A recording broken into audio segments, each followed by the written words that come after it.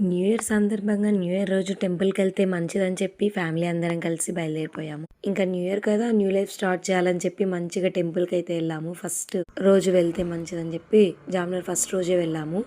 ఇంకా మా నాన్న, మా అమ్మ, మా పెద్దమ్మ, మా అత్త, మా అక్క అందరం కలిసి టెంపుల్‌కెళ్ళాము. ఇంకా వెళ్ళగానే అక్కడ దేవుడి బొట్టులు పెట్టించుకుంటే నామాలందరం కలిసి నామాలు పెట్టించుకొని లోపలికెళ్ళాము. లోపలికెళ్ళాలంటే ఈచ్ పర్సన్ రూ. 10 టికెట్ తీసుకొని దర్శనంకెళ్ళాలి. ఇంకా అక్కడ టికెట్ తీసుకున్న తర్వాత లోపలికెళ్ళాము.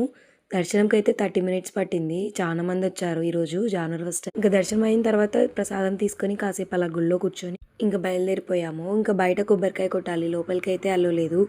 బయట పెద్ద విగ్రహం ఉంటుంది. ఎవరైనా అక్కడే కొట్టాలి కొబ్బరికాయ. ఇంకా హనుమాన్‌కి కొండ అంటే ఇష్టం కదా! అందుకే చుట్టూ కొండ ఉంది. మధ్యలో హనుమాన్ టెంపుల్ ఉంది. కొండకి మొత్తం బొట్లు పెట్టి ఉంటుంది నామాలతో. ఇంకా అయిపోయిన తర్వాత చిన్న షాపింగ్ చేసుకొని హనుమాన్ విగ్రహం అయితే తీసుకున్నాము. కార్‌లో కడితే బావుంటుందని చెప్పి. హనుమాన్‌ని తీసుకొచ్చి కార్‌లో పెట్టాము.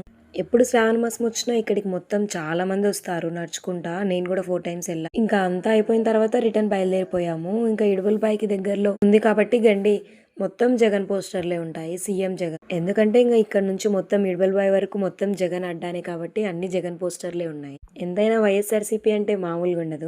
మొత్తానికైతే బయలుదేరిపోయాము ఇంటికి. ఇంకా ఈరోజు న్యూ ఇయర్ డే అయితే మాకు ఇలా జరిగింది. ఇంకా మగవాళ్ళు రుద్రాక్ష తీసుకొని కట్టుకుంటే మంచిదని చెప్పి మా డాడీకి అయితే కట్టాను. ఈ వీడియో మీకు నచ్చినట్టయితే లైక్ చేసి షేర్ చేయండి. Bye bye.